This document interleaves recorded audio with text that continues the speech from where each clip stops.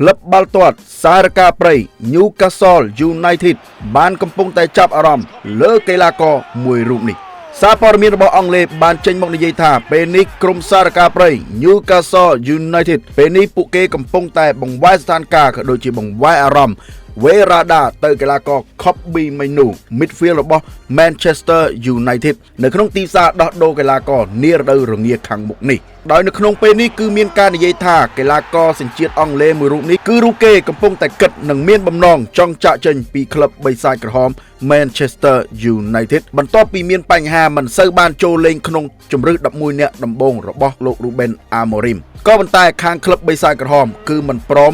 លក់រូបគេចេញទេដោយក្លឹបបិសាចក្រហមបានចាត់ទុករូបគេថារូបគេគឺជាអនាគតរបស់ក្លឹបបិសាចក្រហមទាំងមូលលោក Eddie Howe គ្រូបង្វឹករបស់ក្រុម Newcastle United គឺជាមនុស្សម្នាក់នៅក្នុងក្លឹប Newcastle United ដែលមានការចូលចិត្តក៏ដូចជាមានចំណាប់អារម្មណ៍លើកីឡាករសញ្ជាតិអង់គ្លេសរូបនេះក៏ប៉ុន្តែវាគឺជារឿងពិបាកមួយព្រោះតែក្លឹបបិសាចក្រហមគឺពួកគេមិនព្រមលក់កីឡាករអាយុ21ឆ្នាំរូបនេះចេញពីក្លឹបទេអញ្ចឹងហើយយើងមានតែរងចាំថាតើចុងក្រោយអនាគតរបស់កីឡា Kobbie Mainoo នឹងបន្តលេងឲ្យក្លឹបបិសាចក្រហមជាបន្តឬក៏យ៉ាងណាឬក៏អាចផ្លាស់ប្ដូរទៅកាន់ក្លឹបថ្មីនៅក្នុងរដូវរងាខាងមុខនេះក៏ដូចជារដូវកាលក្រោយ2026-2027សម្រាប់បងប្អូនមានគំនិតបែបណាតើយល់ស្របឲ្យក្លឹបបិសាចក្រហមលក់កីឡាកររូបនេះចេញឬក៏គួរទុកបន្តទៀតបងប្អូនអាចធ្វើការ comment នៅក្នុងវីដេអូនេះបានហើយសម្រាប់បងប្អូនដែលចង់ join channel Telegram ជាមួយ admin ក៏អាចធ្វើការ join link by TikTok ដែល admin ទម្លាក់នៅខាងលើហ្នឹងហើយសម្រាប់ពេលនេះព័ត៌មានកីឡារបស់ admin ក៏មានតែប៉ុណ្ណេះអញ្ចឹងមុននឹងចាក់ចេញសូមបងប្អូនជួយចុច like ចុច share ក៏ដូចជាចុច follow ឲ្យ admin ម្នាក់មួយផង